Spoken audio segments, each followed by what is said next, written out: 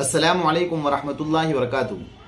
आज की इस वीडियो के ज़रिए से हम आपके सामने शाबान के महीने में जो एक रात होती है शब बारात, उस रात में एक नमाज जो आवाम के दरमियान काफ़ी मशहूर है, जो सलातु फातिमती ज़ोहरा इस नाम से ये नमाज नफल नमाज है, ये पढ़ी जाती है। और इस नमाज के पढ़ने का तरीक़ा ये बतलाया जाता है कि एक सलाम से 8 रकात पढ़ना है और 8 रकात में 4 कायदे करना है और हर रकात में सूरह फातिहा के बाद अल्हम्दु शरीफ के बाद 11 मरतबा सूरह कौसर इन्ना आतैना पढ़ना है।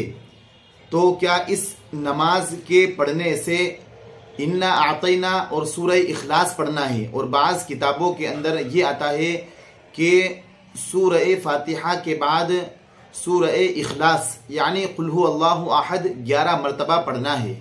तो क्या शबे बारात में जो जगने वाली रात होती है, इस रात के अंदर ये नमाज किस तरह पढ़ी जाएगी?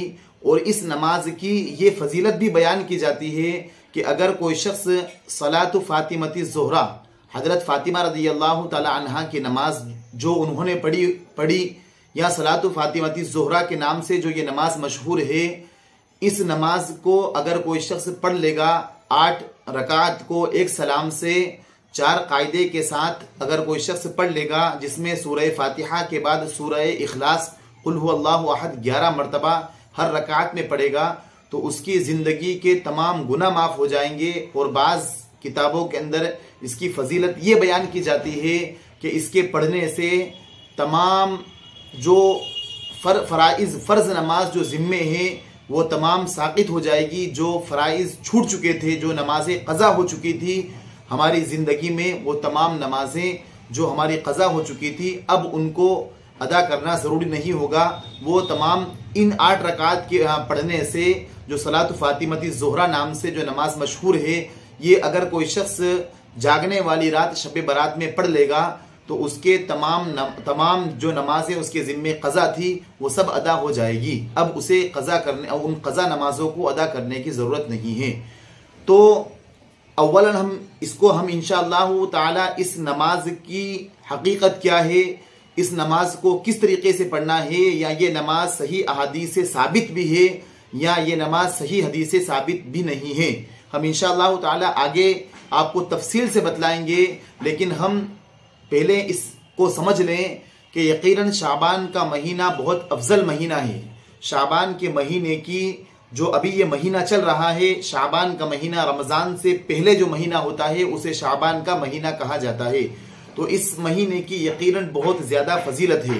खुद अल्लाह के नबी सल्लल्लाहु अलैहि वसल्लम इस महीने को पहुँचने के लिए अल्लाह ताला से दुआ फरमाते थे, अल्लाहुम्मा बारिक लना फ़ी शाबान फ़ी रजब व शाबान, ये अल्लाह ताला हमें हमारे लिए बरकत अता फरमा रजब के महीने में और शाबान के महीने में, वबल्लिगना रमज़ान, और हमको रमज़ान तक पहुँचा। तो खुद अल्लाह के नबी सल्लल्लाहु अलैहि वसल्लम इस महीने में बरकत के नुज़ूल की दुआ फरमाते थे।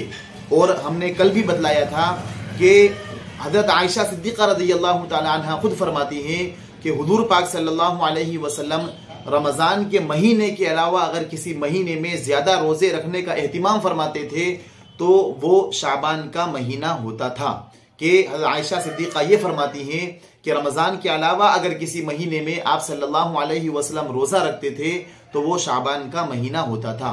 तो इससे भी इसकी फजीलत मालूम होती है कि आप सल्लल्लाहु अलैहि वसल्लम यकीनन शाबान के महीने में बहुत ज़्यादा इबादतें करते थे, बहुत ज़्यादा नफली रोज़े रखते थे। और तिरमिज़ी शरीफ की रिवायत है, हज़रत उम्मे सलमा रज़ी अल्लाह ताला अन्हा फरमाती हैं कि मैंने हुज़ूर पाक सल्लल्लाहु अलैहि वसल्लम को मुसलसल लगातार 2 महीने रोज़े रखते नहीं देखा किसी महीने में। अलबत्ता मैंने शाबान और रमज़ान के महीने में आप सल्लल्लाहु अलैहि वसल्लम को मुसलसल 2 महीने रोज़े रखते देखा है।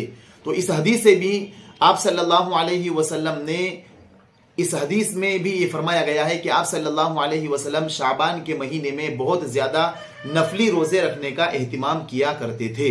तो इस से भी इसकी फजीलत मालूम होती है कि शाबान का महीना ये एक इबादतों वाला महीना है, एक अफजलियत वाला महीना है, एक बरकत वाला महीना है। इसकी यकीनन शाबान के महीने की बहुत ज़्यादा बरकत है।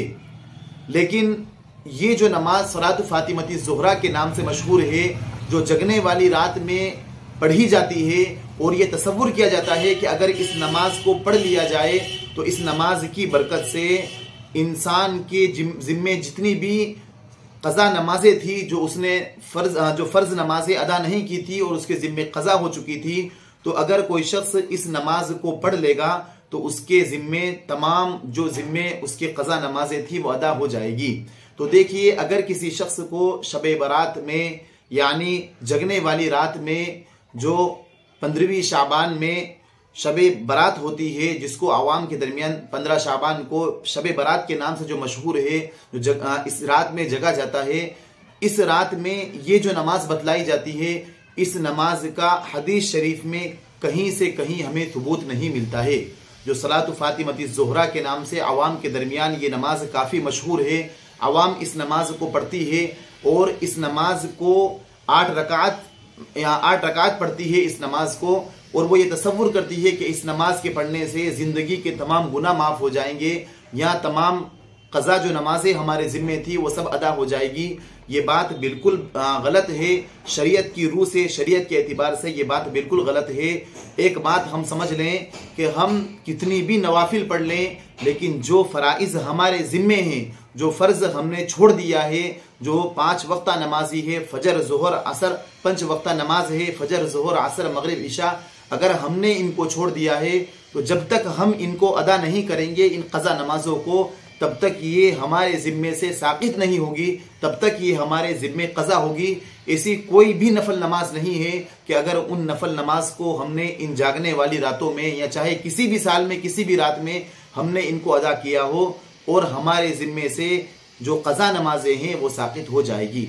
नवाफिलों का पढ़ना यकीनन बाइस सवाब है, सवाब का बाइस है, लेकिन ऐसा किसी भी हदीस में नहीं है। सिहा सित्ता की किसी किताब में या बुखारी शरीफ, मुस्लिम शरीफ, अबू दाऊद शरीफ, तिरमिज़ी शरीफ, ये सिहा सित्ता की जितनी किताबें हैं, जो मोतबर रिवायात जिनके अंदर जमा की गई है, हदीस की सही किताब में ये किसी भी रिवायत में ये बात नहीं मिलती है कि 15वीं शाबान को जगने वाली रात को एक नमाज होती है सलात फातिमती ज़ुहरा। इस नमाज के पढ़ने से ये क़ज़ा नमाजें माफ़ हो जाती है और तमाम गुनाह माफ़ हो जाते हैं। और इस तरीके से जो ये बतलाया जाता है कि 8 रकात पढ़ना है, एक सलाम से पढ़ना है और सूरह फातिहा के बाद ये पढ़ना है, सूरह फातिहा के बाद सूरह इखलास कुल हुवल्लाहु अहद 11 मरतबा, या किसी किताब में इन्ना आतीना पढ़ना है 11 मरतबा। इस तरीके से किसी भी सही रिवायात में, किसी भी सही हदीस में ये बात नहीं मिलती है।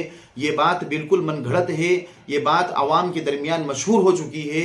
इसलिए उलमा की जिम्मेदारी है, इसलिए उलमा अब आगे बढ़ रहे हैं कि इन चीज़ों को जो उम्मत के दरमियान जो खुराफात चल चुके हैं, जो बिदआत उम्मत के दरमियान चल चुके हैं, जो रसूमात और नई नई बातें दीन के अंदर चल चुकी है, वो सब इन चीज़ों को ख़त्म कर दिया जाए।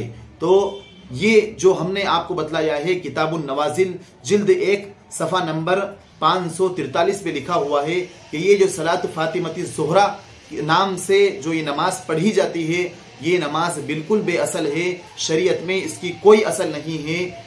अब हम इस रात को क्या करें? अगर इस नमाज को ना पढ़ें तो फिर क्या करें? तो यकीनन हम इस रात में इबादतें करें, खूब ज़्यादा इबादतें करें, कुरान की तिलावत का एहतिमाम करें, नवाफिल का एहतिमाम करें, और नवाफिल के साथ साथ हम दुआओं का एहतिमाम करें और ज़िक्र व अज़कार का एहतिमाम करें, दुरूद शरीफ का एहतिमाम करें, पहले कलीमा और अल्लाह तस्बीह का एहतिमाम करें। लेकिन ये जो चीज़ साबित नहीं है, सलात फातिमती ज़ुहरा नाम से जो नमाज है, हम उसको ना पढ़ें। और ये नमाज जो ये बतलाई गई है, ये नमाज मन घड़त बनाई गई है उम्मत के दरमियान, उम्मत को एक गलत फहमी में डालने के लिए। आप याद रखिए कि जो नमाजें हमारे ज़िम्मे फ़र्ज़ हो चुकी है और हमने उनको बुलूगियत के बाद से उनको अदा नहीं किया, तो जब तक हम और हमारे ज़िम्मे क़ज़ा हो चुकी है, तो जब तक हम उन क़ज़ा नमाज़ों को अदा नहीं करेंगे, तब तक वो हमारे ज़िम्मे से अदा नहीं होगी। और इसी तरीके से इस रात में बहुत सारे रस्म व रिवाज किए जाते हैं।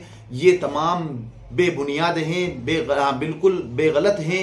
शरीयत में इनकी कोई असल नहीं है। शरीयत ने इस रात में हमें जो हुक्म दिया गया है वो ये हुक्म दिया गया है कि हम इस रात में अगर बेदार हैं, हम इबादत करना चाहें तो हम इस रात में नवाफिल का एहतिमाम करें, सलातुत तस्बीह का एहतिमाम करें, या फिर और नवाफिलों का एहतिमाम करें, या जो हमारे ज़िम्मे क़ज़ा नमाजें हो चुकी है, जिनको हमने जो हमारी फ़र्ज़ छूट चुकी है, जो हमारे ज़िम्मे क़ज़ा हैं, हम उनका एहतिमाम करें, उनको पढ़ें और कुरान की तिलावत का एहतिमाम करें, या फिर हम ज़िक्र व अज़कार का एहतिमाम करें, तस्बीह का एहतिमाम करें, या दुआओं का एहतिमाम करें। लेकिन जो चीज़ शरीयत से साबित नहीं है, चाहे वो कितनी भी अच्छी हो, शरीयत जिस चीज़ को पसंद नहीं करता है हम उसे ना करें। जैसे उसकी हम एक मिसाल पेश करते हैं आपके सामने कि कलीमा तय्यबा का पढ़ना यकीनन बाइथ है, सवाब है, लेकिन अगर कोई शख्स कलीमा तय्यबा को ऐसी गंदगी जगह में पढ़ेगा तो वो कलीमा तय्यबा की तौहीन होगी, पहले कलमे की तौहीन होगी।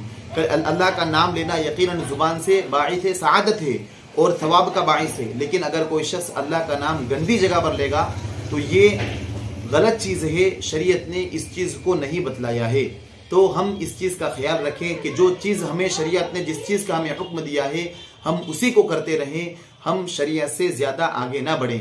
कुरान करीम में भी हमें ये हुक्म दिया है और अहादीस शरीफा में भी ये हुक्म दिया गया है कि हम अल्लाह ताला और उसके रसूल की इताअत करते रहें। वातिउल्लाह वातिउर रसूल कि कुरान करीम ने फरमाया गया है कि हम अल्लाह ताला और उसके रसूल की इताअत करें, यानी हम कुरान और अहादीस की इत्तिबा करें। उसके अलावा हम हमारी तरफ से शरीयत में किसी चीज़ को की मुदाखलत ना दें या नई नई चीज़ें ईजाद ना करें। ये जो आवाम की तरफ से या किसी और साहब की तरफ से, किसी की तरफ से भी ये बातें बतलाई जाती हैं तो हम उन चीज़ों की तहकीक करें। आदमी के झूठा होने के लिए यही काफ़ी है कि वो हर सुनी सुनाई बात बयान कर दे।